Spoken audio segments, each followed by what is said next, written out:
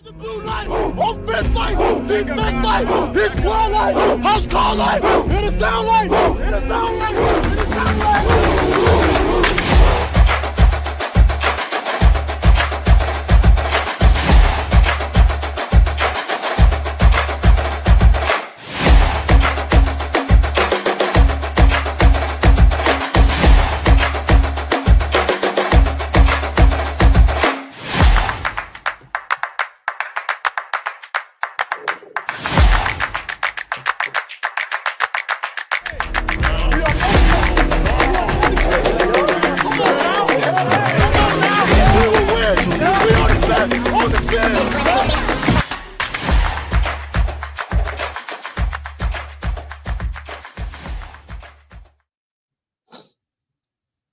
Yo, welcome to the South Pod, where we cover the storylines, the stats of the NFC South. My name Corey. I got my boys with me, Big Will, Kratos, Telly, and Rich. And we had some pretty decent games going on yesterday. Y'all forgive me. I was in the kitchen baking.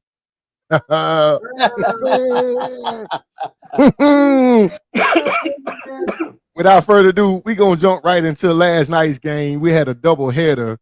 First off, on the ticket was the Tampa Bay Buccaneers versus the Houston Texans. I was going to say Houston Rockets, but yeah, as usual, my guy was in rare form. I won't say rare form because he's been doing it since he got with us, Mr. Clutch, old Baker Mayfield. He was in rare form last night doing what he do. Tampa Bay ended up winning 20-19. It was a close game, but if you would have told me that we want to have both our starting tackles, we would get all kind of penalties. They would kick the ball. We would kick the ball off to them. They would return it with like 3 minutes left in the game and still couldn't score. That we were going to win this game. I wouldn't have believed it. Mike didn't have a 100-yard game. Emeka scored. You know, that boy got a nose for the end zone recently. Let's hope that it keeps up. But the way that game was set up last night, it didn't look like Tampa was going to win that game. But as usual, I won't say as usual, but lately, Baker's been clutch when it's 2 minutes left in the game. I said when they let Chubb score, because they did let him score. If you go back and rewatch it, Winfield didn't put no effort into trying to get him, which was smart by Winfield because he realized if we stopped him, that was the first down, they're going to make us run out all our timeout. That's a smart coaching thing to do. If he would have got a first down and got stopped, hey, run the clock out, kick the field goal, and they win the game, right? Did you just give credit? Did you just give credit to Todd Bowles? I did, man. I did. You something's wrong with you? You sick? Hey, tell it. And truth be told, you're absolutely right, man. Because I was telling you on Sunday, man. Bijan even said that Bowles switched up the scheme on them, and they didn't know how to game plan from it during the game. Bowles switched it up in game, and he gave them looks they never saw, and they had a hard time adjusting to it. Bijan even said that. And then last night, as you saw, we weren't getting pressure with the front four alone. They were not doing it. Luckily, C.J. Stroud, we're going to talk more about C.J. Stroud later on, but C.J. Stroud was bailing us out, man. They got down there, and they couldn't score. They was at the 3-yard line, and they threw two passes. Now, how you not have that much faith in Chubb to get in the end zone when you at the 3-yard line? I thank them for it. That was pretty decent. You know, I was scratching my head the whole time. But CJ did not look good. Baker was over 200 yards, 2 TDs. But that one play that really changed the game to me was the 4th and 10 after the Mecca dropped the ball. That 4th and 10 when they all out blitz. I just knew Bucky was done, but Bucky stood in there like a soldier, man. He got the key block, and the linebacker Tatua came in too hot, man. I guess he wasn't used to coming in like that, being so wide open. He came in. Baker gave him a little wiggle. If you watch it, a little wiggle, it wasn't much, but it was enough to get him off him. And hey, he out of there. And like we was talking last week, Rich mentioned about, Baker running a lot. Is it going to affect us? I think it's already starting, Rich, because he was in pain last night. He was in pain. That defense hit him a couple of times. Mm-hmm. They hit him. Will Anderson, I thought he did something to his knee when they didn't sack him, but they got pressure on him. Yeah. And I was like, oh, Lord.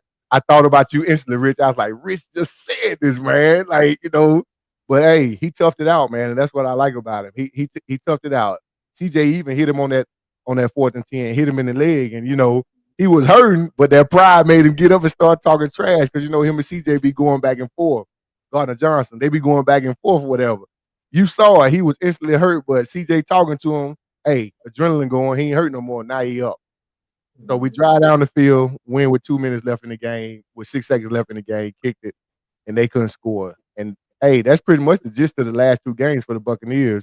They've been winning close games, which you're supposed to do as a good team. Last year, if you recall, in the years past, we don't win those games. We don't win those games at all. We always came out on the losing end. So it's early in the season. We ain't finna overreact because just like I got this joint on right now, we the type of team that'll mess around and lose to the Jets next week. You're supposed to win the games that you're supposed to win. Luckily, that's what's going on right now. It's only 2 games, but they pulled it out, man. What y'all think? Man, I'm gonna say this: Baker Mayfield made that shit look easy. I'm not gonna lie, and he was coming down and doing some phenomenal shit. But your defense definitely stepped it up when it counted. So hey, a win is a win is a win. But y'all pulled it off, man, and that was nice. I'm not gonna lie, low key jealous. But when he did kind of stumble a little bit, I was like, oh shit, I hope he ain't hurt. Will, you sound like you went outside. Come back, Will. Come back, Kratos. You feel like I'm here. Oh, that's Ant-Man over there putting a little distraction in you talking. The one time we get into talking, Ant want to have his mic on loud, so we can't. Oh man, it's all good. It's all good, man. But hey, like I said, man, Mayfield had 215 yards.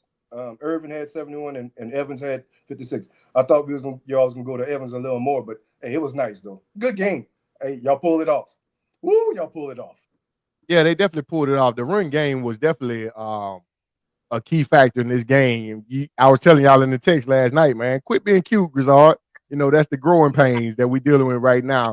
Rashard coming in, and him and Bucky doing his thing. Why you go away from it? Being pretty. Run the ball, man. Run the ball, especially when your tackles aren't tackles. You know, you got a makeshift line up there currently, and the run game was working. So the best way to combat a good defense, you was doing it. Then you want to drop back, you know, and let Will and them pin their ears back and try to come out the Baker. And you know, that all goes into that injury thing, man. That's what that was. It was really upsetting me last night when they stopped running the ball. And you saw it. Yeah, man. I honestly, one thing I took away from the game, I mean, for me personally, I was never really high on Baker coming out of Oklahoma, and obviously he's moved and been around to a few teams in the league, and I think I walked away from him. Man, I got so much respect for that dude now, man. He's become a guy for me. Incredibly competitive. Definitely played through some stuff, and I know it was something going on because he took a lot of hits to his lower extremities. Knees, especially to his ankles. I mean, Buddy was getting hit, especially that last hit he took on that run. It was pretty hurt. I thought he wasn't getting up, but then he got up, like you said, and started chirping with Gardner Johnson. So that was the main thing I took away, and also just the questionable play calling. I was with you, Mo. I saw no reason to quit running the football. And they had a drive there late in the fourth where they were just running it. They were running it. They saw what they had. And then for whatever reason, they got close to the red zone and they started to pass it again. And then things got a little ocky. They had a good mesh of running both Bucky Irvin and Rachaad White. And then for whatever reason, like I said, late in the game, they wanted to get away from it. And I just think that's the, Grizzard, young play caller. Maybe, Yale guy, maybe he too smart for his britches sometimes and want to show what he got. But, definitely got to keep it simple. But honestly, I couldn't tell you which team had an injured O-line. I couldn't tell you. I mean, every time I looked up, it seemed like C.J. Stroud was on his back or running for his life, to be honest with you. I mean, I saw the running backs getting blew up in the passing game when they had 33 in there. He's a good pass catcher running back, the rookie. But I mean, the safety came off on one play, man, and teed off on him. Yeah, man, and it was a big play to stop a drive that was moving. And I just couldn't tell, again, just watching the game, who had offensive linemen missing. I mean, you guys had another lineman go out, right tackle, and, Buddy moved over, another guy comes in, and it was seamless to me. Honestly, I mean, protection. You expect going into a game where you have Daniil Hunter and you have Will Anderson to make plays. You expect that. I don't care if you have full capacity. I mean, those are two of the better guys in the league when it comes to getting to the quarterback. So, I wasn't surprised that Baker got sacked a few times. I mean, who doesn't when you're playing? Again, Daniil Hunter and Will Anderson. So they were getting a lot of pressure from the interior. With Rankins and whatnot. But I like what I saw out of Tampa Bay, and I think they got something going forward. It's going to be interesting to see how they look when they play more competent ball clubs, though, going forward. Because there were some things that, again, I think if they would have controlled the game running the football, I think they could have ran away from it, and especially seeing that Houston was trying to get a game to them. Oh, they definitely was trying to give it to him. And like you said, with both of those offensive lines, man, both defensive lines should have been eating as much as more than what they were doing. However, we lost Kancey last night with a torn pectoral. So now the weight is back on Vita being double teamed unless one of these rookies step up, and or they go to free agency and try to find another D tackle. But I think we got one in house that they're gonna move up from the practice squad. But yeah, like you said, them D lines, man. Well, I mean, them offensive lines, they were horrible. What you think, Rich? Yeah, I think the key takeaway for me, man, is resiliency. When you talk about Baker Mayfield and what he was able to actually do out there, and last week we talked about, is it sustainable for Baker Mayfield to keep running like that? And we saw he took a lot of hits that he probably shouldn't actually took. And actually Tampa Bay gave up 4 sacks yesterday, and you can chalk that up to the injuries on the offensive line of the ball. And I think we see that throughout, the NFC South. But yeah, they definitely going to actually have to sew those spots up, man, and be able to keep Baker upright, or he's not going to make it throughout the season. He's gutting it out. He's playing good ball right now, but he's definitely actually feeling it. I know he's hitting that ice bath after the games. But resiliency, man, is what I thought when you actually looked at Baker and what he was able to do to will this team to actually win. And I think another key thing too, man, I know we saying they were trying to get too cute and go away from the run. But I looked at some of those swing passes just as extended runs too. And Yeah. Bucky Irving came through with an additional, 6 receptions to actually help out, man. He had a couple of key plays. It was passes, but you can essentially say they just stretch, run plays in a sense. So I think that actually helped out too. But yeah, they got to do a better job, man, of protecting Baker Mayfield. And he also has to understand that, hey, slide, keep your pride and your ego, pocket in the channel, and understand that it's a long season, man. And if you want to get to the end of the end of the tunnel and get to the ultimate goal, you got to protect yourself. He definitely got to do that, man. Because it was, man, I'm telling you, I'm like, dude, how many more hits is he going to take? Because if that game kept going on, they were teeing off on him, just like with C.J. Stroud. But Baker came out on top. It was a defensive game, just like when we played Atlanta. It was a defensive drag out because Collins didn't touch the ball no more after that touchdown. He didn't. And that's the same thing that happened when we played Atlanta. Bijan scored in the first quarter. There wasn't another sighting to the third quarter. But unfortunately for Collins, there was no other sighting after that. So defenses both stepped up in that game, and it was a drag out game. Like Will said, I'm curious to see how we fare against a more suitable opponent. Atlanta to me was a suitable opponent because it's a divisional game, and we came out on the win on that one. But we're gonna see them again. Tell me your thoughts on the game. You hit some points, man. I will say, I'll listen to an interview earlier with Bake, and he was talking about how you guys are, doing what you got to do to win, get the wins this early in the season. But it's a lot of things you got to clean up. Not playing Willow all 3 phases. One, then the other, then back and forth. So he says a lot of things you got to clean up, but he knows that the team is capable of being way better than they already are. So he said last year you guys didn't win these games, you lost these games. But this year you win these games, so that gives him hope that once everything starts clicking, you guys start looking better. Then you'll be the team that they feel that they are. So I think that's a strong statement by your leader. He's definitely showing what needs to happen. I think just a quick snapshot around the league. You look at Mahomes; they 0-2, but he's doing everything he possibly can to try to get KC wins. He's running the ball way more than he normally he does. He's extending plays, doing what he do.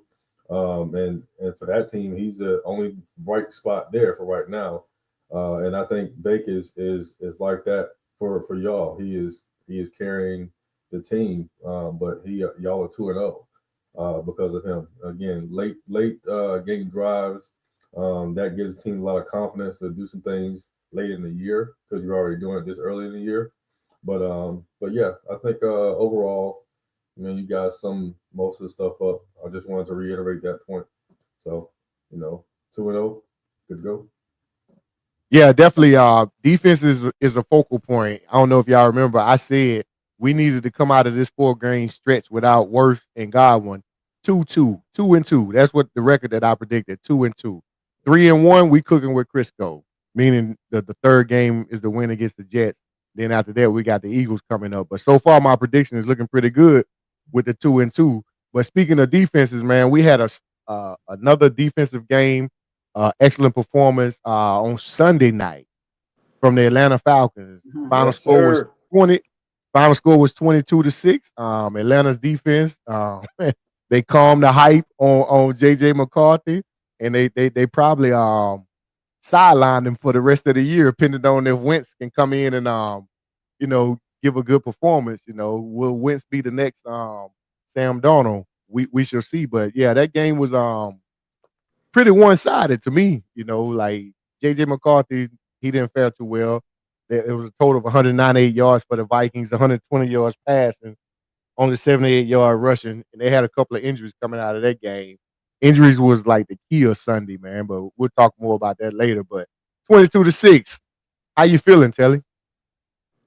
For me, I said it last week. The one thing I like about what I see on defense is they're playing faster. They started the year off fast, played against a tough team with Tampa, divisional rival team. It came down to the end, exposed some weak areas in the defense. Mike Hughes mainly. I told you I don't care about that dude, but this week it wasn't a sighting of him. They hit him. The rookies, I'll say the rookies. Our rookies beat their rookie.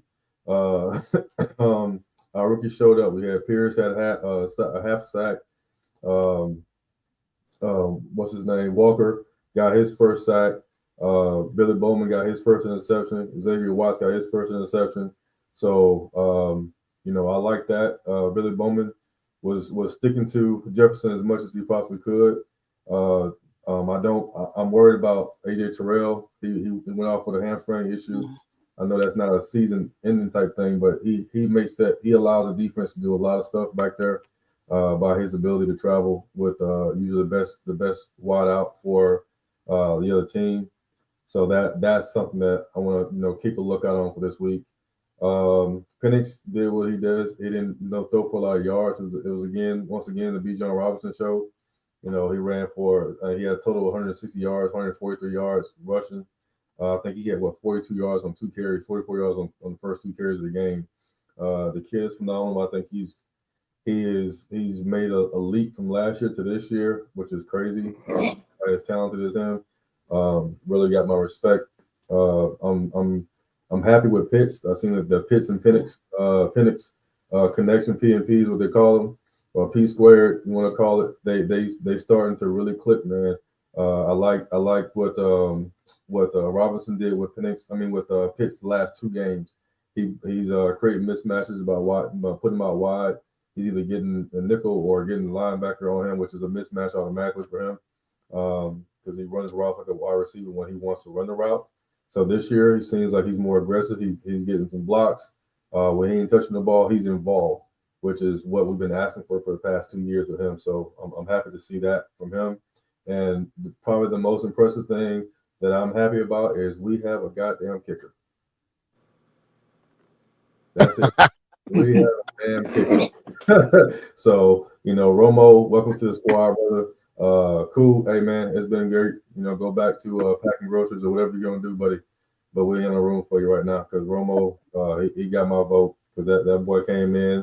His first kick was a little bit squirrely, but from that point on, he was center mass for the rest of the game. So definitely appreciate it. a relief to have a damn kicker that's is going to make some field goals where the total drive is not a waste. All right, so yeah, that's my thing. I think we had probably went to too much passing again this game. Need to be more balanced. We had like 65% of our plays was passes. So I'd rather see a little bit more balance, probably 55-45 or 50-50 if you can, but 55-45 will work. But 65-35 isn't going to do it for me. Not with that two-headed monster we got in the backfield. So yeah, you guys, you definitely got a two-head monster in the backfield. I was looking at the stats, man. Like the passing game is where it's got to step up. Penix doing his thing, but Drake 3 for 49, Pitts 4 for 37. Yeah. Bijan 3 for 25, Mooney 2 for 20. Like at some point, y'all gonna have to score a touchdown. I mean, kicker he hit 5 field goals, and it reminded me of that week 1 game from last year. Telling when y'all played the Steelers, I'm like, are they gonna they gonna see the end zone? Like, what you think about that, Rich? Now you kind of stole my thunder, man. I was going to actually say the same thing. I was actually going to pose that question to Telly. You know, I know you got Romo in there, and it's good that he's making kicks, but those are actually points taken off the board, man. Those are 5 field goals when you could have actually extended the plays and got touchdowns. So I don't think that's sustainable for the long run if you want to be able to compete and be able to go out there and actually potentially win the NFC South. You know, I thought it was a fair balanced game. I know, Telly, you said you didn't think so, but Michael Penix only threw 21 passes, and Bijan. Hey, Rich. Yes. Rich, I ain't mean to cut. What was that last sentence you said? Something about winning the NFC. Wait, what? No, I said a potential to win. You have to be able to score touchdowns. It's good. Oh, I didn't even know that was a thing. Them winning this. I didn't know that. Go ahead, man. Go ahead. Hey, My bad. Hey, man. I mean, it's yours to lose. It's yours for the taking right now. It's yours for the taking right now. However, in the given Sunday, you know, everything can actually change. Yeah. If they don't actually protect Baker, I don't know if Teddy Two Gloves is going to come in there and be able to do the same thing. So they have to actually shore up that offensive line, and Baker had to protect himself. But you know, I thought for the Atlanta game, I mean, that defense definitely stepped up. Those rookies actually stepped up that they drafted. So that was actually good to see on that side of the ball. And I know Telly was high on them about, you know, or beating them up last year about, you know, shoring up that defense and being able to get out there because that was sort of kind of the Achilles heel plus actually coaching. So I thought they played well, man. But for them to order, for them to actually have sustained success, they got to capitalize, man, and, you know, in the red zone. And when they get in striking distance and you can't win, this long season just kicking field goals. So that's my take. And they pulled it off, man, with 1 touchdown. They pulled it off. Yeah, I like everything that I saw, man, with Atlanta. Definitely got some work to do. I'm with you. Same thing, kind of like Tampa, man. They weren't able to run the ball last week, and it was seeming like they put an emphasis on trying to get Bijan activated early in the run game and Algier as well. I love the two-headed monster that they got going on. And I think they are asking Penix to do a lot more right now than he should be doing, and they need to lean more on the run to take some of that pressure off of him. But at the same time, Drake London has to be there to make plays. Haven't seen enough of him yet, and there were opportunities for him to make plays, and I'm just not seeing him right. I'm not going to say he regressed because it's still early in the season, but I'm not seeing what I saw a lot last year from him. So I definitely want to see him step up and make some plays. You have to love what they're getting out of Kyle Pitts because that's going to be huge if they see themselves as a serious ball club and a contender. They have to love what they're seeing out of Kyle Pitts right now. And I mean, he did some of everything good from what I saw on Sunday. And the same thing with the young guys on defense. I love them, both of them, Pierce and Jihad. They got it out there and made plays, and that's just what you want to see. And I think defensively they're going in the right direction. Just like Telly mentioned, you have to worry about what's going on with Terrell because it does make their defense a lot more versatile when he's out there on the field. But overall, I like what I see from Atlanta, and I like the direction that they're going in because you have a tough loss last week. One you believe you could have closed out, and then you come in this week when it was really close. And this is a game I believe Atlanta could have won, should have won, and they went out there and won it. So just glad to see a team finish. And that's what you worry about with young teams is can they finish these close games? And so you got to like what you saw. Absolutely, man. I agree with everybody. I look at Drake London as a Mike Evans 2.0. He's faster. Drake is faster than me. Well, of course he's faster because Mike is older, but even in Mike's prime, I think Drake is faster. So they should steal a page from our book.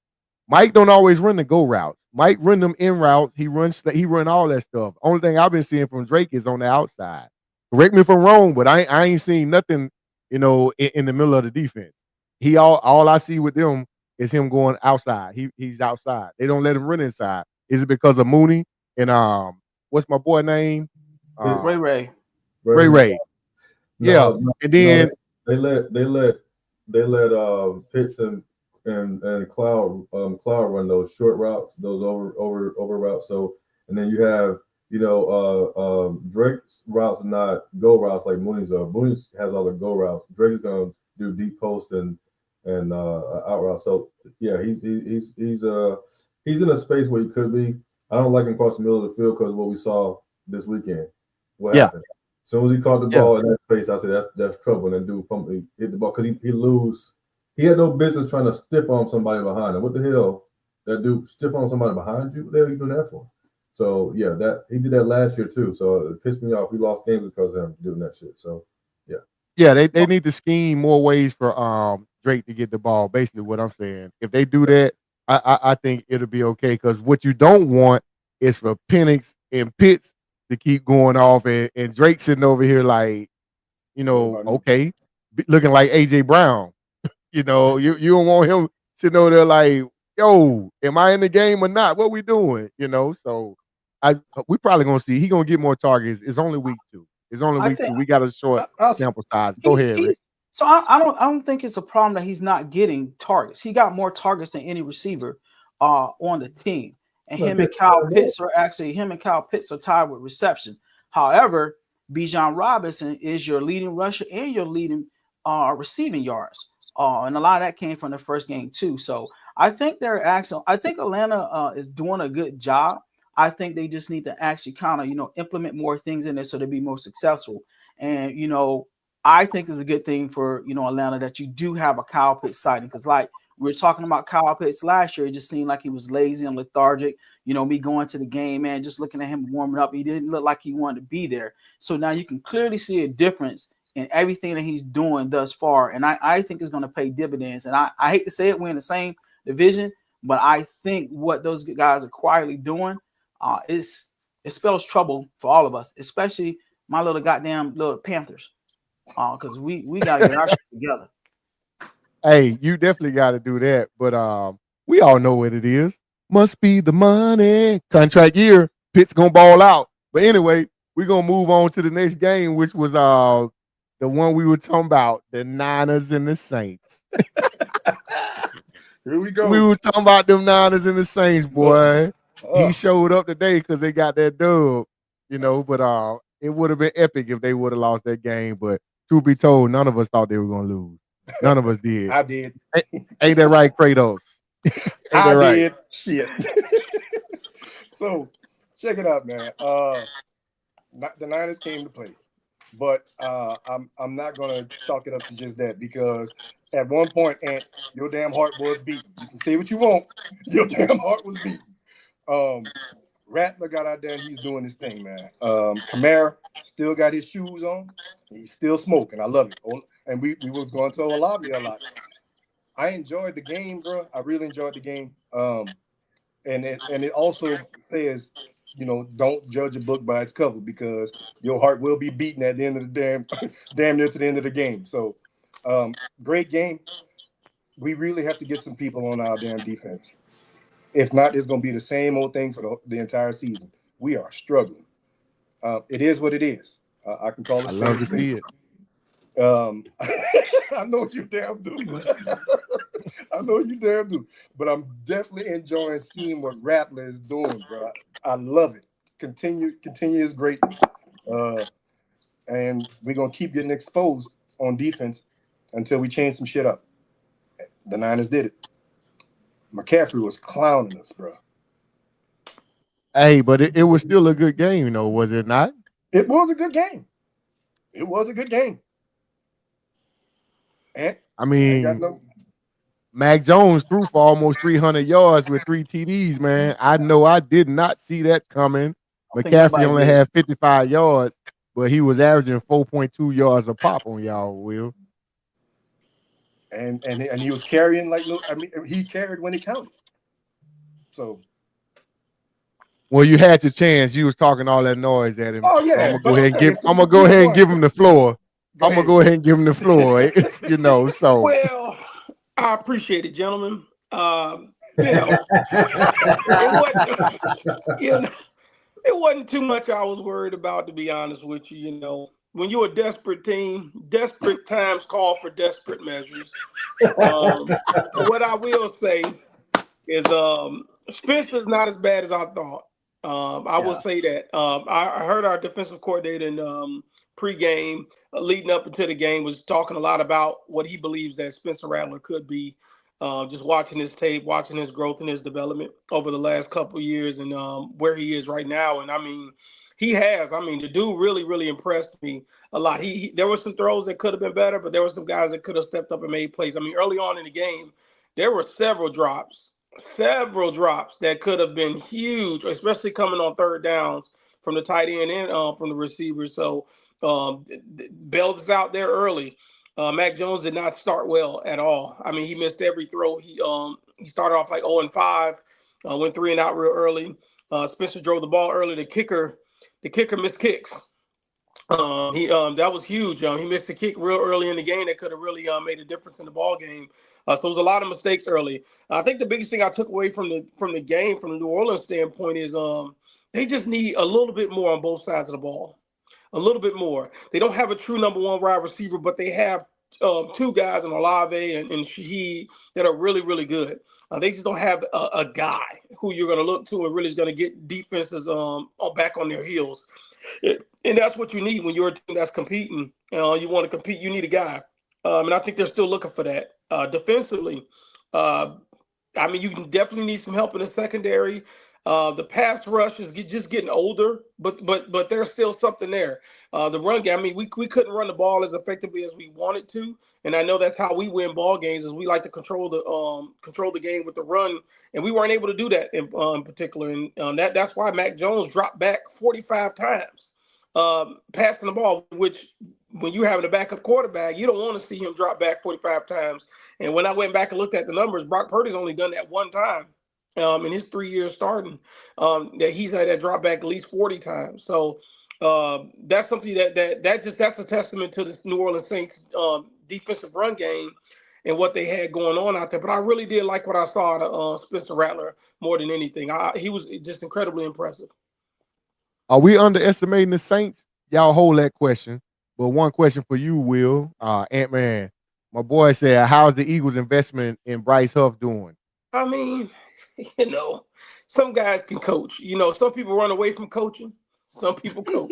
You know what I'm saying? It's like that badass Lance Criminal. You know what I'm saying? Hey, just send them to me. You know what I'm saying? I get them right. Some people run away from coaching. I mean, honestly, Bryce has been doing everything that we expected him to do. What he was doing in New York when he was with Tyler the first time, situational pass rusher. When he bringing you in on obvious pass downs and beating your better guy and getting off the ball, and that's what he's doing. So I love what we're getting out of both of our guys. And Nick Bosa, this is 2 weeks in a row where bookend pass rushers have closed games by getting sack fumbles, and so that's what you want to see when you're paying guys big money. I mean, to me, when you can win a game like that, you've already earned your money. Hey, Rattler's been playing good these last 2 games. Did they draft Shook by mistake? Should they have just kept that and invested, more to build around Rattler? That's the way it's sticking out, right now. But I also think it lit a fire, under Spencer Rattler behind to say, yeah, you're gonna draft this bum. I definitely got to go out here and show out now because you're gonna actually see my worth. And I do think, honestly, the Saints are regretting that pick because I don't know what the hell they were thinking. But Spencer Rattler is actually getting out there and doing what he has to do and really making sure that management team or the management and the organization know, like, you guys make a mistake. I'm your guy, so you should have had some faith with me and put some other pieces around me to help me develop and get out here and try to win some games. Yeah, definitely, because a lot of organizations are giving up on these young guys way too soon, man, without actually putting the time in. You know, Kratos, what I you want to add think? Is he your one court? more thing. Go I ahead. want to add one more thing. I think with the difference with Spencer too, we've all seen it. Quarterback development with a defensive-minded coach when he was under Dennis Allen is a lot different. Yes. There's conversations and there's just a way of looking at the game when you have an offensive-minded head coach that happens a little differently. The developments that and I can give you a good situation. I mean, look, we took Alex Smith #1 overall. 6 different head coaches, 6 different offensive coordinators, and all of a sudden Jim Harbaugh, who played quarterback in the NFL, brings him in. All of a sudden, he's a competent quarterback. Same thing happened when he went over to Andy Reid in Kansas City. It's just a difference when you have a guy when defensive-minded coaches mostly lean on the run game. They want to play good defense and really run the ball and be patient, where offensive-minded coaches try to look and see where they can take advantages of teams. And I think that's what Spencer Rattler did. And that's what he's doing this year, is a little bit more aggressive with the football, pushing the ball down the field, knowing where to go with the football. He looks a lot more confident, and he's making plays with his legs too. So I love what I'm seeing out of Spencer Rattler. I just really think it's the difference of having an offensive-minded head coach. Yep, that's exactly what I was going to say. I was going to say it's the coach, man. The coach that we got, as far as the head coach who came from an offensive perspective. Boom, and it shows now. It definitely shows. So I'm good with it. I'm good with what we have, and hopefully we can continue. He can continue, developing. Nah, pump your brakes now. We don't want y'all to develop too soon. Stay where you at. Hey, It's a growth process. You good? It's a growth process, baby. Yeah, It's a growth it's process. a slow walk. It's a slow walk. Yeah, hey, stay where you at. We y'all all right. But speaking of growth, fellas, we had a midget bowl, a battle of the short people bowl, the short quarterbacks. Carolina versus the Cardinals. Hey, while we laughing, the boys put up numbers. Passing yards, Carolina 303. Bryce was doing his thing, and Kyler Murray had 211 passing yards. Run game wasn't that much, but it was something to see. Apparently Bryce was, distracted by things happening in the crowd and on the big screens and stuff, But he locked back in and throw for 300 yards. It was still an L, but there was a Mighty Mouse sighting. Rich, what y'all doing in Carolina? Here's the thing, man. You can't start the game off turning the ball over. You absolutely can't do that, which resulted in an actually touchdown for Arizona. So you already started off on the wrong foot, man, and you can't continue to make turnovers. But you had a fumble and another interception. So I was ready, man, to call the Sandman just to yank his ass out of the game. However, the second half, he stepped up, man. He stepped up, and he was 24 for 38 passing in the second half for over 200 yards, man. And that's when they made that actually comeback. But ultimately, it was a little too late because you add in the injuries. All those things added up, and we're going to talk about that later. But they need to get it together, man. Bryce has all the talent in the world, and my opinion, to go out there and be a successful quarterback in the league. However, for whatever reason, man, he's not putting things together and capitalizing on moments and to truly take his team down there and actually be a leader on that team. But he did play well in the second half. He did give Carolina an opportunity to come back and win the game. And I think somebody, one of my buddies was texting me like, "Hey, y'all got this onside kick, but they still giving your ass false hope." What do they do? They managed to screw it up. But we got to start off, man, fast and in a hurry like we did in the second half in order to be able to go out there and win games. And it's definitely going to be a tough matchup coming up this Sunday. We're giving up 143 yards rushing, and you're going to face a Bijan Robinson. That's not a good look. And that defensive side of the ball, man, we drafted some guys and thought they'd be able to come in there to help that defense out, and they haven't shown up yet. So it's an uphill battle for us, man. I'm going to stay, very optimistic about the team because I think that we still can go out there and be successful. We just got to put Bryce in, the position to go out there and actually win games. And he has to make the right decisions too, given that opportunity, or I'm definitely calling for his head to be on the bench.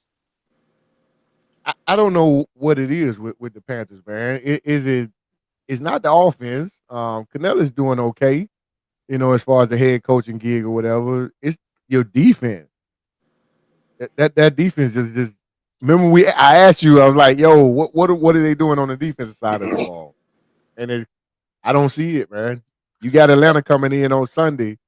So hopefully, Atlanta is that spark that you guys need, to step it up, because y'all always play Atlanta tough. Yeah, and we definitely we split last year. But we definitely need a win, man. If we don't get a win this Sunday, I think that spelled doom for Carolina and a lot of personnel in that organization. Because this is not the way you're supposed to start off the season, especially the way Bryce finished off last season. But if they can somehow, some way pull out a victory, I think that'll kind of get, the light, kind of relit in our bellies and kind of focus towards the other games coming up. But if we lose this game, man, that spells doom for us. And there's going to be some people that's losing their jobs, flat out. The defense definitely had to step up. We did a good job drafting defensive players, but nobody's done anything up until this point. So No who one. lose their job, bro? Who's going to lose their job? Yeah. Canales going to lose his job. This is Bryce year. He's going to lose his job, and Bryce Young going to lose his job. Guarantee you. So Canales after year 2? Canales gone after year 2. I don't see that. I don't see that, man. You're going to see. No, I see. You need to go put your suit on like you did last year, so you can put your GM hat on. I got a meeting. I got a meeting October 5th at the Miami game, so I will be there. You're the angry fan right now, so I'm just gonna tell you. Hey, Telly, that's what I was saying. When he said it, I'm like, is this the fan Rich talking, or is this Rich talking? Because Rich would give us a different analysis than what we hearing right now. Right. You fanboying right now. I know when after the draft happened, we had the podcast after the draft, and you was riding out here high that you had the best draft of all time, and y'all was about all time, but we had a good draft, and y'all was gonna win the NFC South and all that stuff. I mean, this is still early season, so I'm like that don't sound like you, man. So it's like, are you?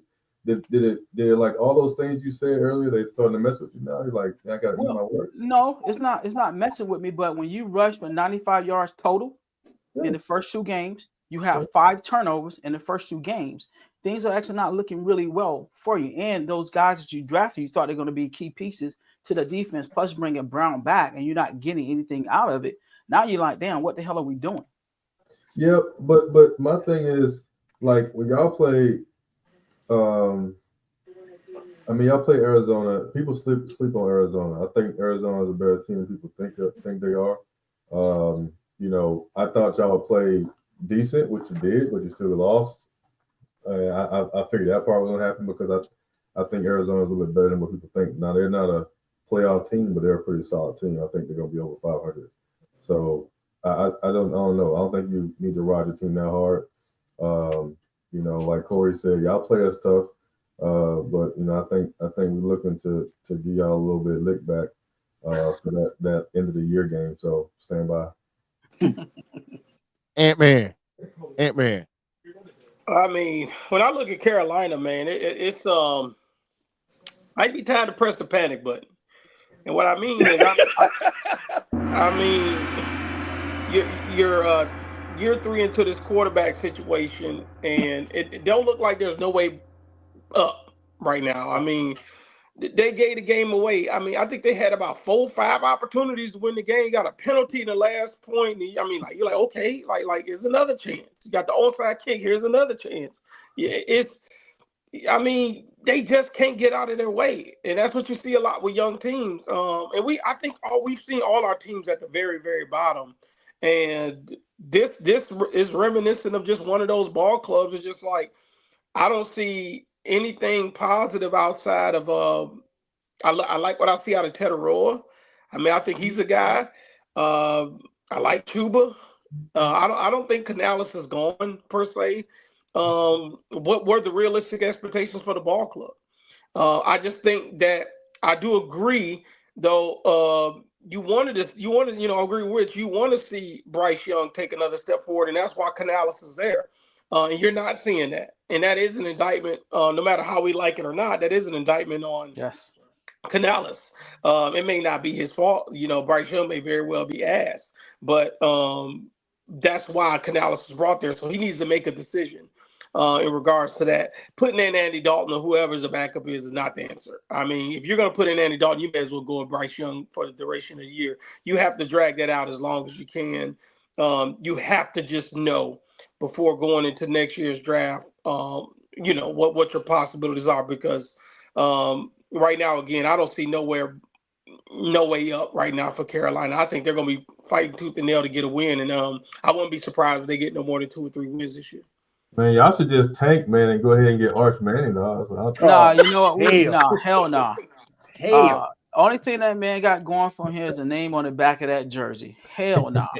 Hey, man, Arch, man. Arch. We definitely. He's about 2 feet taller than Bryce.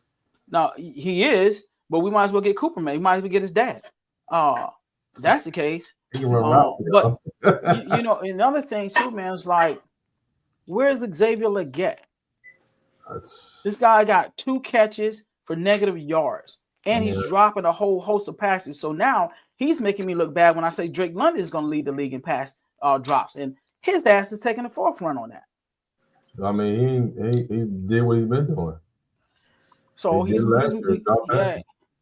that talent and body, and he got no hands. Yeah, this guy's more concerned with going and get horses and all this other country shit than playing football.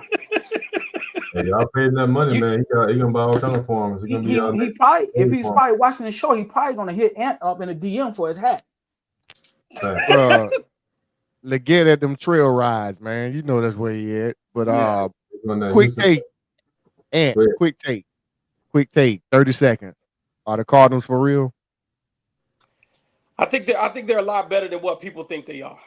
I'm with Telly on that. I think they're a lot better than what people think they are.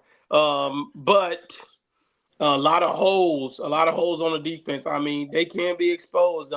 This is 2 weeks straight where we've seen them give up a lot of points, a lot of yards. Especially, they don't know how to close, and they're closing against teams that are not as good as them. But this is not a ball club that you look at and they can close. But Kyler Murray's getting sacked a lot. They're giving up a lot of points. I think they're a lot better than what people say they are, but they're still a bad ball team, and we should beat them with Mac Jones. Okay, you heard it here first. Mac Jones is taking the Niners to the Super Bowl. That's the shot heard around the league. Mac Jones is taking the Niners to the Super Bowl. Whoa! He just said it. You heard it here first. You heard it here first. The Arizona Super Bowl.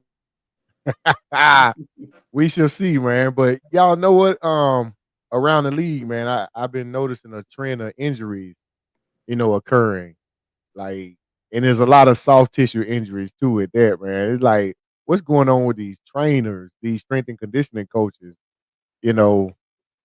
Like real key players are getting hurt, and we in week 2. Week 2, man, how are you hurt pulling hamstrings this soon? How? Preseason, which leads me to believe you didn't play in preseason. That's one, and you weren't doing what you were supposed to do in the offseason. Because there is no way we should have all these kind of injuries that's occurring. I mean, I already told y'all I'm looking by week 6. Well, Mike ain't had too many go balls this year, so yet in these 2 games. Week 6, I'm looking for Mike to start tightening up. It happened. It's like clockwork. We know what happens around week 6 when it comes to these guys. But yeah, man, this injury bug is biting a lot of teams, man, with key players, not just them Jags. Like Will said, just a guy. It's a lot of key prominent players, are going down. And like Telly said, man, maybe they should start playing the preseason. Maybe. Just my thought. No, I think it's I didn't mean to cut nobody off, but I do think it's indicative of not being able to get out there and play in the preseason, like you said before. What are you guys doing in the off season? Are y'all on damn yachts with Odell Beckham with a sausage fest? Like, what the hell is actually going on? Because these guys are not doing what they need to do, getting paid all this money to be able to get out there and actually perform. But there's a lot of injuries, man. And you talking about Mike Evans in week 6. what's up with Mbuku? You know, I saw them on the sideline, you know, wrapping him up. I thought, like, damn, is his hamstrings tightening up? You know, so what's going on? Because, you know, we saw Aaron Jones from the Vikings go out, you know, with a hamstring. You know, AJ Terrell go out with a hamstring. A couple other no-name guys, too, for the same injury. So, like, what's going on? Yeah, Emeka, they wrapped him up, and then we got the ball back. They quickly unwrapped him, and he went back out. Like I said, just like with Baker, adrenaline. It's adrenaline, but we'll see. The depth chart came out. The injury, they didn't practice today, so we don't know what's going on as far as injuries. But we'll find out tomorrow. It's definitely a thing, man. Like Burrow got hurt, Joe Burrow got hurt. He's out 3 That's months. a clear indication of investing your money in the wrong assets. In the wrong assets. Why would I get these world-class receivers and I can't get nobody to protect my quarterback? Why would you do that? That doesn't make any sense whatsoever. So, nope. So in that, would you have let Higgins walk and got absolutely. Yeah. You got Jamar Chase. You got not only Jamar Chase. I agree with you, Mo. I think when you look at this draft, man, look at these young guys. Look at the young receivers that's coming to the league. I mean, look at where Cincinnati draft. You got to think Tampa was a playoff team, and they got Ibuka. So that means Cincinnati could have drafted in front of them, and they end up getting Shamar out of Texas A&M, who ain't. I mean, the defense is ass anyway, and he ain't no difference maker. I mean, when you look at this draft and how deep it was with wide receiver, I mean, I don't see the point of paying T. Higgins. I mean, not what they paid him. You could have went and got 3 guys, offense and defense, for that. I just think I'm with Mo. I think the injuries are huge when you talk about across the league. I don't think playing in the preseason is necessarily the answer. I think the preparation is a little different. I've listened to, like, you know, when George Kittle was asked about it, like, you know, what does all the injuries come from? At least, you know, for us, he was like, man, when you play a lot of games longer into the postseason, you have shorter offseason, and it's different for us. And, you know, obviously what we've been going through. But I don't necessarily not playing in the preseason is the answer or plan. I just think these guys are really just pushing themselves, and they're not doing it like most say in the offseason prep. You can't come to camp and get in shape, start to get in shape. You don't get in football shape until you start putting pads on, but you have to start getting your body, building your body into a callus during the off season before you start checking into the building. So I think a lot goes into it, but it's definitely something to be said about it this year. It's wild. It's definitely wild. And then on top of that, JJ McCarthy got hurt. I mean, he tore his meniscus last year. Did he? You know, did he get hurt? Well, no. Hey, Telly, I know what you mean, Telly. I know what you mean. Did he? Hey, he ain't look too good. So maybe, you know, they were just like, hey, listen, they pulling like they did with Bryce last year. Need you to calm down, slow down a little bit. We're gonna sit you for a minute. You know, let's spend some time with your baby boy. Yeah, let's see let Wentz show you how to get in and out of your progress. You know, let your progressions or whatever. Let's let you watch for a little bit, because you didn't learn that year when you sat behind Donald, because Donald made it look easy, and you thought you could get out of there and do it. You know, like Geico, so easy, caveman can do it. So he got out there. Oh, that was a lame joke, man. That was a lame joke. But anyway, hey, real quick on that one though, man. You know, these talking heads on these you know, sports shows, man, they've been hyping this up like since he was drafted. He was a first-round draft pick, and we all knew that while he was at Michigan, he was a game manager. He was not some dynamic quarterback that sat in the pocket and made passes. He made a pass every now and again, ran the ball, handed the ball off. That's what he did. And I'm like, you guys drafted this kid high, and you put all your eggs in the basket and say he's the man for y'all. No. And they're trying to defend that decision. Oh, well, he needs this, he needs that, he needs this, he needs that. I think I was talking about in the text, man. It's like, you know, depending on the hue of the actor, and the actor in the movie, you know, they want to change the script up to make him look good, to have an opportunity for him to win an Oscar. That dude ain't it. He ain't it. We said it before, and they keep trying to make excuses for him. but they're gonna end up, looking for another quarterback here real soon. We'll send that trash back they gave us. I was with you, man. When they said that they came out and said that he was hurt or whatever, I was like, man, y'all scored 6 points. 6 points. Something ain't right. Something is not right, whatever. So I didn't really think he was hurt like they say he was. But now Wentz is starting. Yeah, and Wentz on the couch 3 weeks ago. So do you think that's likely, Telly, depending on, if JJ is out for the 4 weeks or whatever they're giving him and Wentz plays like shit, they make a deal to get Cousins back in Minnesota. You think that's likely? No. Or anybody? That's me talking trash. I don't know who they get. You know what? I will say this. I'm gonna make a bold take, man. If they find out, like, McCarthy is not really it, I would not be surprised if Minnesota try to make a move to get Shedeur Sanders into Minnesota. Yeah, that's a bold and interesting take. But yeah. Because I think under that coach and the system that they got, they still need to get healthy on the front line. And I know my cousin Darisaw Christian is he's out, still out. He probably be out for until he's fully ready with the way the team is right now. But once he comes back, he's one of the best left tackles in the game, young left tackles in the game. So I think they'll show up at least one side of their offensive line, but they'll need the other side to be taken care of. And probably got some people playing out of position, so they'll get a little bit better. But it'll be interesting to see him in that system, man. I think he could thrive. Yeah, you talking about offensive lineman, man. That's another uphill battle that we got to face because we just lost 2, in this game. Our center as well as our guard, and now we're gonna play.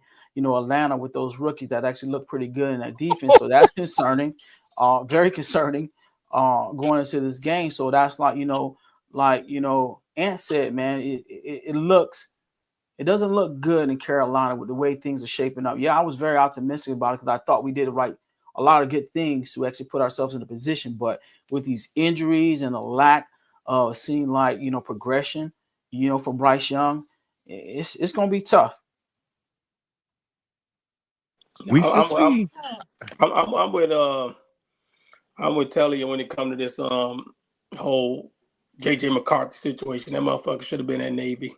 I mean, I watched him play at Michigan. I'm a Michigan guy. I mean, that dude was a running back, bro. That dude was out there running read option, throwing the ball 6 times a game. The defense was lights out at Michigan. I never saw it with JJ McCarthy at all. I mean, I don't know what Minnesota saw. I don't know where the hype came from. I don't know how Penix dropped. I mean, it's just I don't know. I'm so confused by that pick, and they're in trouble. This is a bad situation. This dude throws picks like something I've never seen. Like the balls, he has no idea where he wants to go with the football. It's just a bad situation in Minnesota. It's really, really bad. I think that I know one thing. Atlanta ain't getting rid of Kirk. Kirk is going to have to go to them and say, "Hey, I want to play this year. I want to be traded." If he don't say that, they not shopping Kirk at all. I read today where they even said they ain't taking phone calls and none of that. So don't even call them. They keeping Kirk. But Shedeur to the Vikings, yeah, that's pretty bold, Kelly. I mean, I don't see it, but that's what's the logic behind that? Well, this is the reason why I say it, right? So think about Cleveland's true quarterback room. They have Joe-ass, old-ass Flacco. They have Dylan Gabriel. They got Shedeur, and they have Deshaun Watson. And we all know a healthy Deshaun Watson, ain't none of them guys gonna see the field. None of them. No. And they paid that brother a lot of money. So you think about if they're so high on Dylan Gabriel, he'll be a QB3 behind Deshaun Watson if Deshaun Watson gets healthy enough to play this year. What are they going to do with Shedeur Sanders? They could let him go for a couple of draft picks to Minnesota or to a team who has a potential ability for him to fight for a QB2 position. I think the kid has he has a better shot at being a starting quarterback, in my opinion, than JJ McCarthy. That's just facts. See, this where it gets weird. Like we talking about Shedeur, but we talking about a 5th rounder, and you talking about teams Was he really a give fifth away. That's what I'm saying. We talking about Shedeur, but we talking about a 5th rounder. Right. So if any team trades for him and gives up draft picks, they showing that they were in cahoots with this whole thing. Not taking up a 6th round and 7th round in 2027, but they ain't nothing. Nobody gonna put no value on that. If he was a 5th rounder, if he was a 5th rounder for or a 7th rounder for, they're like whatever. Brock Purdy. Right. I mean, but real talk. To your point though, it would put a different kind of a spin on the NFL and how they look with that situation with Shedeur, possibly. But I think a low enough draft pick a year or two from now, people will say something, but it won't have enough juice behind it to win any. The only right answer to remedy that situation right now is Kirk Cousins. I mean, right now, that's the only right answer. There's no other answer for them. That's the only person that's played in that system. If they go back to Kurt, though, they are pressing the big red button and they're panicking. And I mean, Joe Flacco's gonna be benched here soon. They 0-2. They ain't got no way but up. I mean, they're gonna be playing Dylan Gabriel or Shedeur here really, really soon. Anyway, in Cleveland. So I don't think Shedeur is gonna go there. He may very well find a home in Cleveland, and they have to figure out. They have to, know that before they think about trading him. And like I said, he's in line to play there really, really soon. But I think the only answer right now for Minnesota, especially if they think they can contend, is Kirk Cousins got to walk through that door. And I think that's the only logical thing that makes sense. Yeah, I 100% agree. That makes some serious headlines, man. A team lets a quarterback go, have Sam Darnold, and then Sam Darnold has a decent year. He goes away, and you bring that same player back for this high dollar amount that you have to pay Atlanta to get him. That's just crazy GM work. But check this out. Deshaun Watson is expected to return week 5. Where you saw that at? On CBS injury report. There's no way. He just tore his Achilles twice this offseason. He got a double tear. He got a double tear.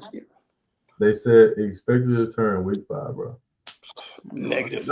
I'm telling you, I've been seeing it all over. That dude is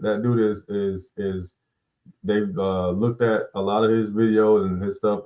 He's made a lot of progress to get back on the field. That's before the season even started. So I made that take because it's just something I feel that could possibly happen. Or he comes back and they trade Deshaun. Who's gonna take that I don't. Yeah, nobody gonna take that contract. Nobody take that contract. That's $230-something million, bro. Guaranteed money. And how do you do that though? I guess what I'm saying is, if I'm Deshaun, I wouldn't want to be in Cleveland no more. I couldn't do it. I couldn't do it, man. I wouldn't want to be there either. But look at his. I want to know what the contract says. There's some stipulations behind there. If he try to leave early, he might have to give up some of that money. So they have to force him out. And you will be the franchise is already terrible. That would be stupid as heck to have him in there. You really ain't got your money's worth out of him because you've been injured. And then the final time he's, quote unquote healthy, you get rid of him. And you still got to pay him that money. That's crazy work.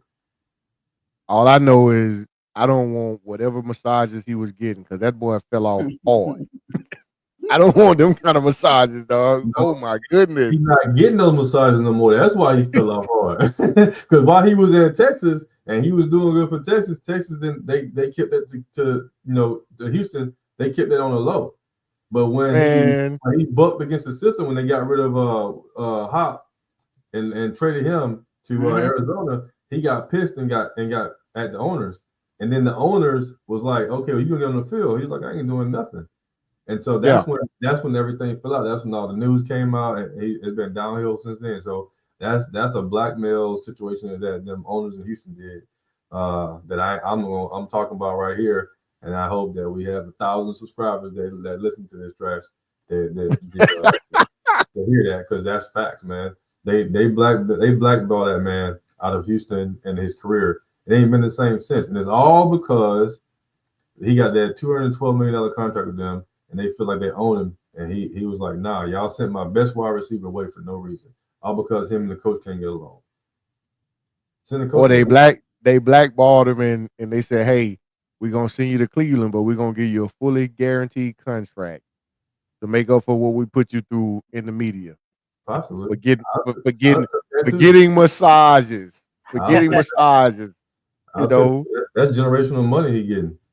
Yeah, that boy took that money. He went and got married. You know, now he's doing his thing. Yeah, he got at-home massages, man. That's in his prenup. I can get weekly massages from my 31 girls. Hey, we'll see, man. But who else got hurt? Jaden Daniels got hurt, man. Yeah, he got a knee injury. That's lingering right now. Y'all know what that's called, right? And people don't believe me. That's sophomore jinx. Yeah. That's a sophomore jinx don't mean you playing bad. It means that things around you they change different, you know, and it starts to fall apart, and you end up having a not so good season, you know. Yeah. Because right now, who really in that division gonna contend with Philly? I don't see it. Philly sleepwalking right now through that division. Yeah. Yeah, and I think also the Austin Eckler injury too, with him tearing his Achilles, that was also huge for the Commanders as well. Absolutely. So you factor that in. Who's their backup? I forgot. It ain't Howell no more, is it? Mariota. Mariota. Marcus Mariota. See, Philly got a cakewalk again through that division. So yeah, Joe Burrow got hurt. Yeah. No line. 3 months. And we were just talking about that. With like, why would you pay T. Higgins, you know, when you could have shored up the line and kept your quarterback upright? Could have had Jamar Chase, and like Will said, we picked up Emeka 19th round, 19th pick or whatever. So you mean tell me they couldn't go out there and get a receiver that could have fit the caliber of T. Higgins? Oh well, guess we'll never know. Guess we'll never know. Good for the rest of us. So, is Jackson Dart going to start by week 6, y'all? Ooh.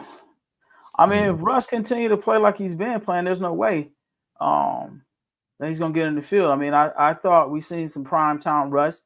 He made a critical error down the stretch, but I was glad to see that brief resurgence for him. But when Jackson Dart got on the field, man, he looked rushed, he looked panicky, and he didn't do nothing but do run plays.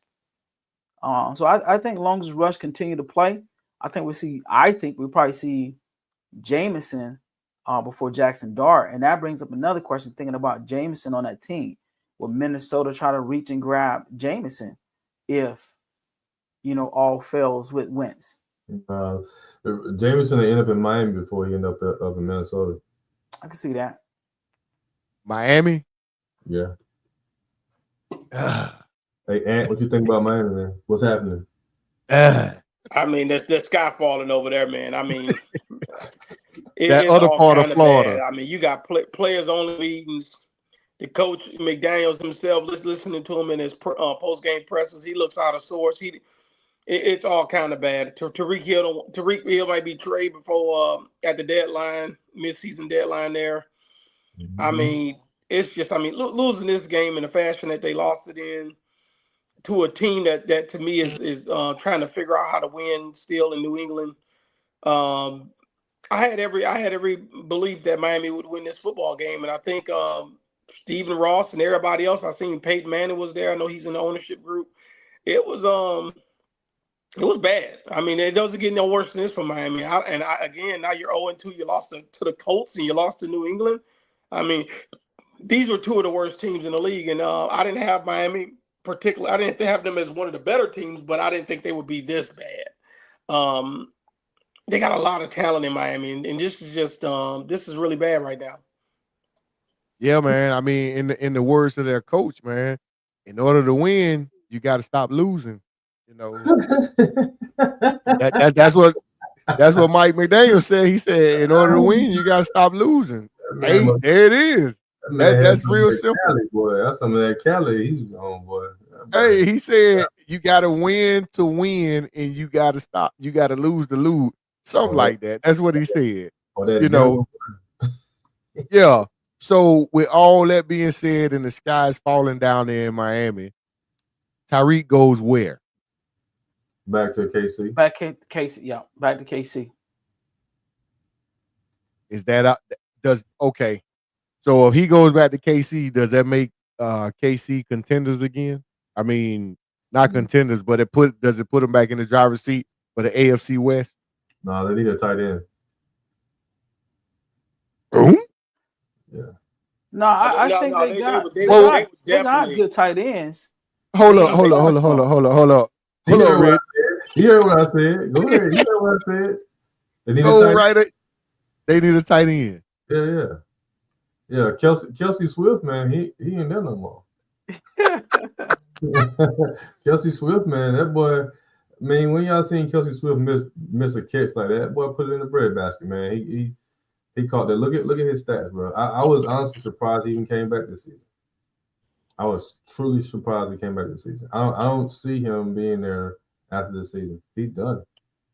I agree. He don't look like his heart is in it. You know, I don't care how much you try to feed us lip service, but it don't seem like you there. Yeah. Or could it be they just bored and they want a challenge? No, they ain't bored, man. They struggling. You can see it in Mahomes' demeanor in his press conferences. That dude, he's not liking what he's seeing from his people. And he is, like I said earlier, he's carrying his team, man. He's doing everything. He's running the ball way too much. He's trying to make statements. He's trying to, get cheap shots on DBs before he go out of bounds. Trying to hype some people up. Everything he can, but ain't nothing working, man. Now, yeah, he's down to decent wide receivers, but Kelsey ain't doing it for him. He ain't there no more. The offensive line is struggling. That's another reason why he's running so much. Mm-hmm. I don't care how well Andy Reid can draft up some plays. You need players to run the plays, and he ain't got it. So adding one wide receiver in Tyreek, which I think Tyreek is probably his shine is about over anyway. Yeah. No, they ain't playing on games. They hurting though. They hurt for real. Yeah, I mean, I think, man, the Worthy injury definitely hurt. With Rashid Rice being suspended, I think it definitely hurt. And with Travis Swift, he's definitely not in it, man. You see him drop that pass that should have been a touchdown, and right before that, he's getting on Mahomes like, hey, I don't like this shit. Like, what's going on? Throw me the ball, and then you actually completely drop a pass that was very catchable that would have gave you guys the lead and turned the game around, in my opinion. So I think if it was to happen, Tyreek Hill would add another dimension to it with those guys they already got. I'm not sure that's enough to actually put them back into prominence in the AFC West, because I know you ain't going to like to sell it, but I think your boy, who's playing really well, they're going to win the AFC West this year, and that's Justin Herbert and the Chargers. Yeah, I don't like it, but he is playing well. I gave him credit last week, so this is 2 weeks in a row I said his name on my mouth, and there wasn't nothing negative behind it. So, I mean, you know what, and this goes back to the conversation we had on the text line. Is just about we talk about quarterbacks and we talked about systems. We all fans of the game. And you can't, I always say, you can't name one great quarterback without naming a host of great players that they've played with. And what you're seeing right now with Mahomes is, I mean, he can't buy a completed pass. He can't, it's not explosive. It doesn't look clean. And people saying, oh, when Rashid Rice get back. So is it Rashid Rice? Is it Tariq Hill? You know, like what is it? And he's really struggling. It doesn't look good. It's they're really having a difficult time. It seems like every time that they're on offense, it's like they really have to work hard to get good drives going. And I think it just goes back to say is like, yeah, you can have a great play caller. I think Andy Reid's the best play caller in the league personally. But you can have a great play caller, but you got to have horses. You got to have horses. I don't care who you are and how great of a quarterback you are. You got to have horses. And right now you're seeing an example of he's out there with Hollywood Brown and Noah Xavier Worthy and Juju Smith-Schuster and the tight end there and the other tight end and Kelsey. Noah Gray. Noah Gray. It just doesn't look good at all. So and for whatever reason he can't elevate the team. And it just goes to show you got to have horses. And you got to have a guy to play point guard too. I guess we'll find out week 3, man. You know what it is. And speaking of week 3, y'all make y'all predictions already? I know I got to log in and yeah, I made mine already. I'm gonna go in there. I'm gonna go in and log in, man. I actually went out on a limb, which I shouldn't have last week, thinking there was gonna be a bunch of upsets, and the only person that was upset was me. Was you? Yeah. Absolutely. But I got a question, man. You know, we early in the show, you asked Telly, were you actually buying who did you ask him? Arizona or Green Bay? Arizona, yeah.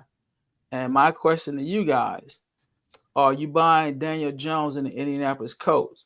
He's the second leading passer. He's the second leading passer right now in the league, and Jonathan Taylor is leading the league in rushing. So, are you buying the Colts? No, he played Miami and Jacksonville. Okay. I think we about to week 3. We're gonna see what everybody's really made of. You know, them 2 games is out the window because y'all remember last year, New Orleans came out averaging 45 points a game. You know, whatever. Then week 3 and beyond, the real Saints showed up.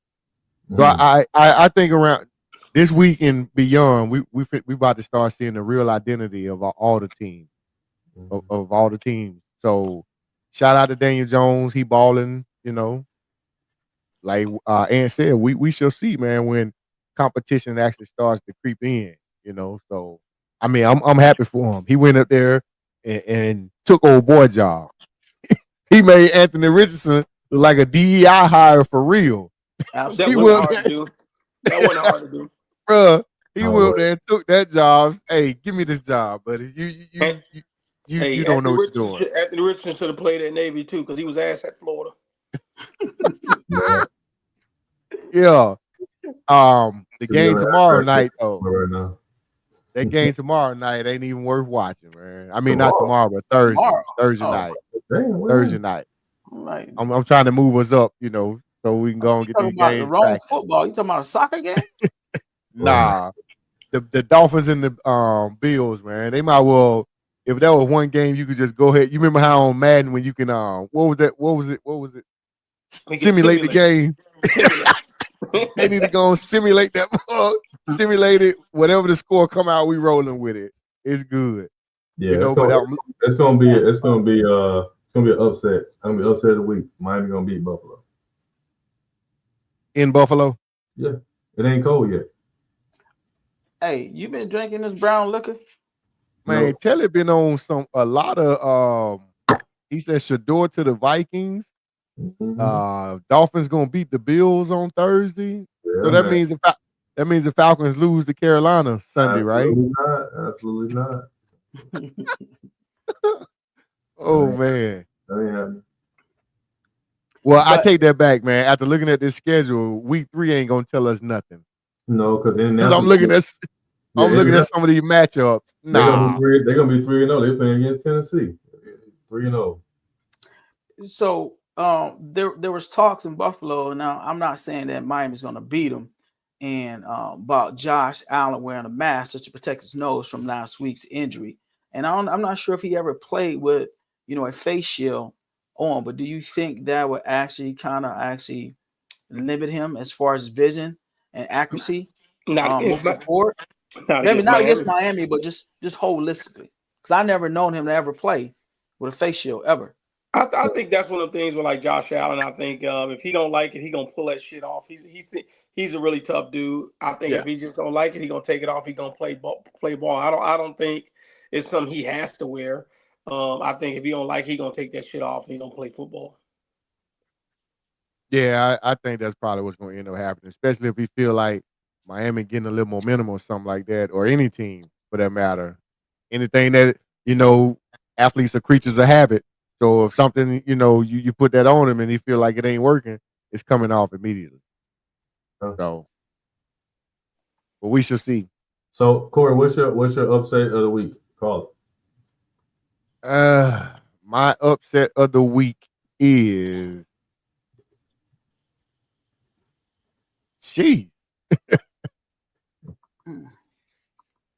the Rams beating the Eagles.